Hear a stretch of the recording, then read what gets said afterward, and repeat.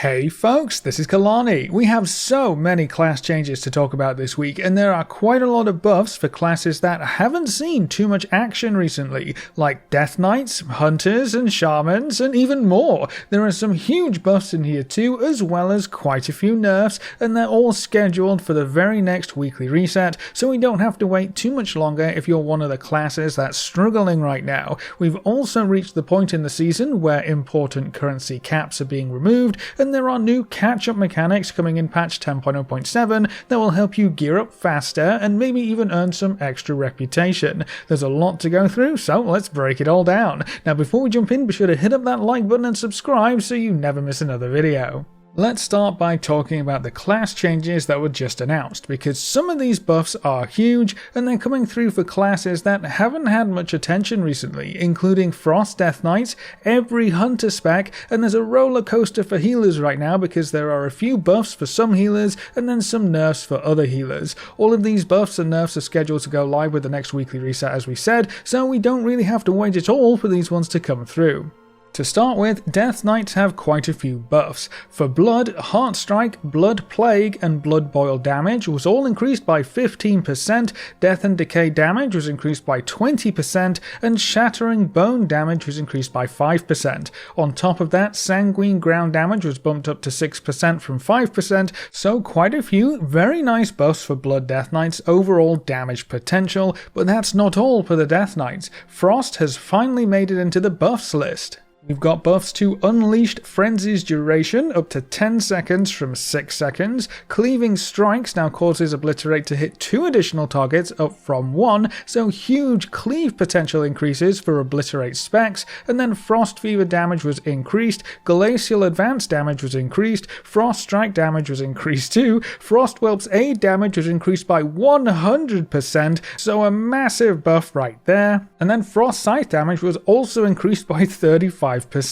Overall, some very nice buffs for a variety of Frost Death Knight abilities, so hopefully they'll be able to keep up a bit more with some other specs when these buffs go live. The Guardian Druid changes were also in this list, and I know we covered them in a previous video, but I figured if you missed that one we can include them here as well. No changes since we last looked at the buffs for Guardian Druid, so I guess the whole work in progress part was more related to other classes and specs being involved in these buffs, rather than Guardian Druid getting more buffs, which is a little disappointing, but if this round of buffs doesn't do enough for Guardian, hopefully they'll get even more in the next couple of weeks. There is a new change in here for Resto Druids though, all healing reduced by 3%, but that does not apply to PvP combat. Resto Druids have been very strong generally, so I'm not surprised to see them get a small nerf across the board to all their abilities. Evoker healers are in the same boat for this week, I'm afraid. They're going to see a 5% healing reduction across their entire toolkit,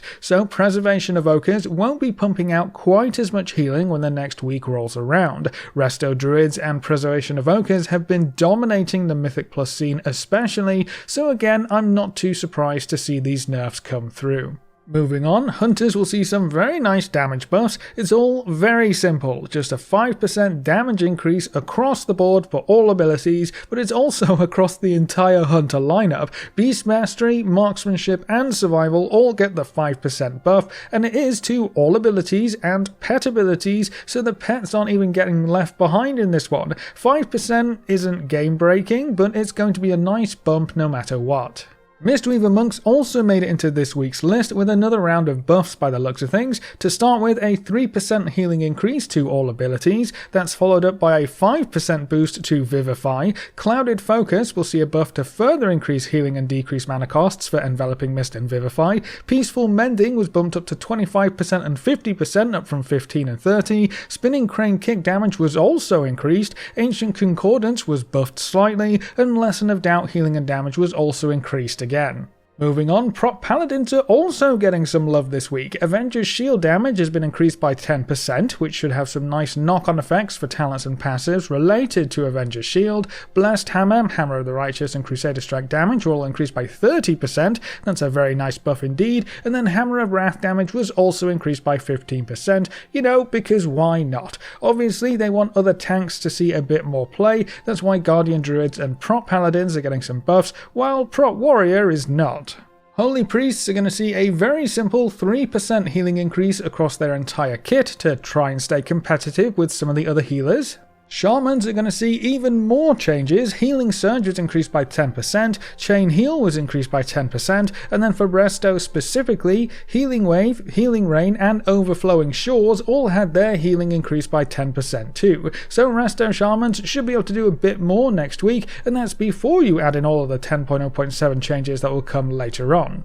Warlocks are going to round out the list for this week. Inquisitor's Gaze Fell Barrage damage is increased by 35%, Inquisitor's Gaze will no longer cast Fell Blast, and Summon Soulkeeper damage is increased by 35% too. There's a dev note here that says they're going to keep an eye on how Warlocks perform and maybe get some extra changes if needed. That's not all though. For Destro, Soulfire damage was increased by 20%, and Incinerate damage was increased by 5%. For Demonology, Wild Imp damage was increased by 15%, and Vile Fiend's damage was increased by 30%. There's another dev note here that says Destro and Demo need some help in single target, so these buffs are targeted at making certain talents more competitive or appealing. That's all for the class changes update we have. Remember that all of these buffs and nerfs will go live with the very next weekly reset, which is January 7th for the US realms and January 8th for the EU realms. These are not inherently tied to the new 10.0.7 PTR and all of the changes happening in the testing cycle, so that means we don't have to really wait at all to get our hands on these buffs,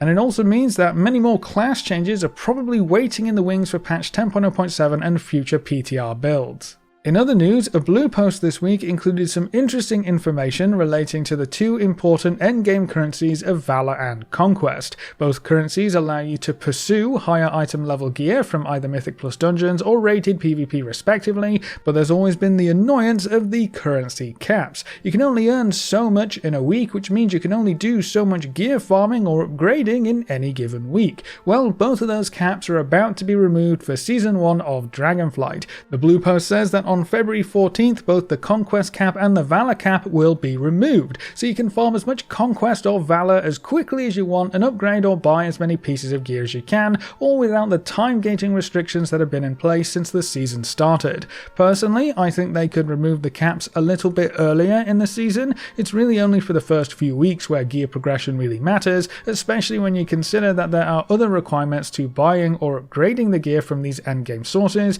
but I guess better late than never.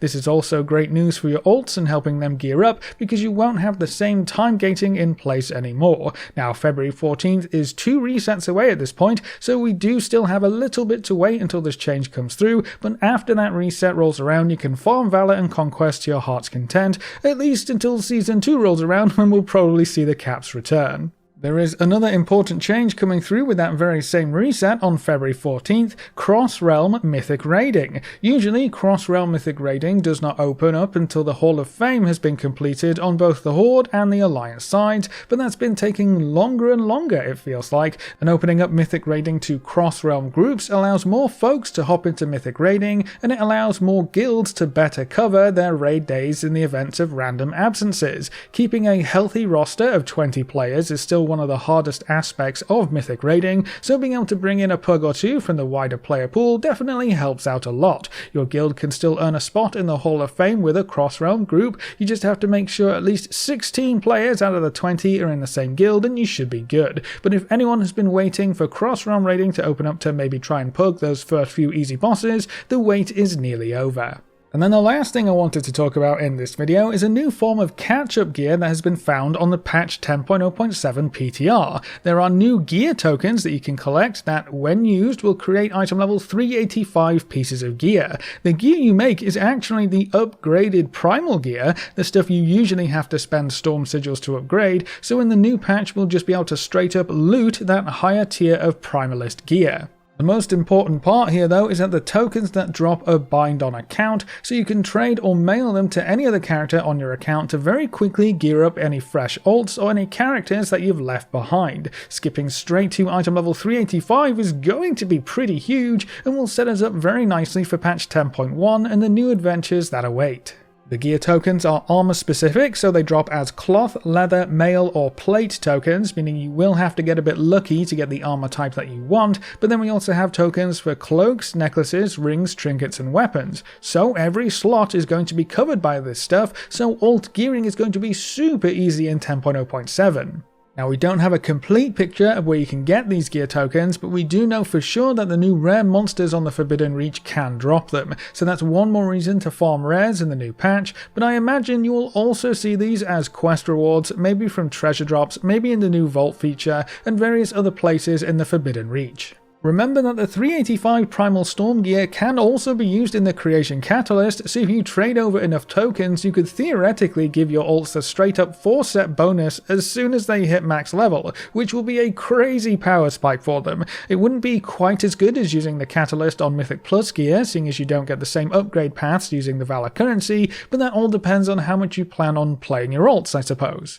Now, before we move on, I know a lot of folks have actually been confused about how this primal gear works on live servers right now, so let's clear that up. You used to just buy the upgraded item from a vendor in the same room as the 359 gear vendor, but that's no longer the case. Now you need to buy the 359 item, take it to a gear upgrade NPC, like the one inside the PvP building in Valdrakken, and then you can upgrade it in the same way. It costs the same, it's on a different NPC. Why did they change that? No idea, but I guess at least upgrading gear is all in the same place right now. Now, speaking of catch-up mechanics, there might also be a catch-up being put in place for reputation farming. In the Forbidden Reach hub, there are 4 NPCs, 1 renowned envoy for each major Dragonflight faction. Each envoy will sell 2 types of supply boxes, both of which contain supplies and other rewards to help you assist that faction, which probably translates directly into the rep items you can turn in for renowned progress. Each item costs a strange new item or currency,